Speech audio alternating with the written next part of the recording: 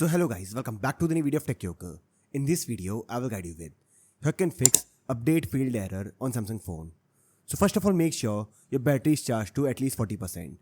Right now as you can see here, the battery is charged 37%. Make sure it is charged to 40% or more. And once you do this, try updating the phone again. Next, make sure there's enough storage on your phone.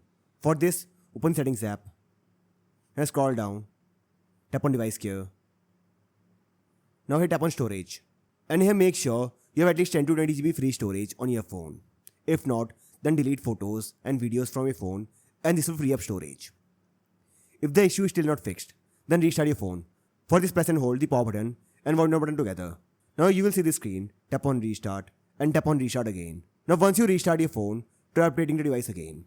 If the issue is still not fixed, then change Auto Update settings. For this, open the Settings app, scroll down, tap on Software Update. Now here tap on these three dots, tap on Auto Download. Now here select using Wi-Fi or mobile data.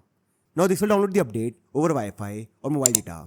So this I can fix update failed error on Samsung phone. So I hope you find this video useful. And if you do, then don't forget to like this video and subscribe to the channel.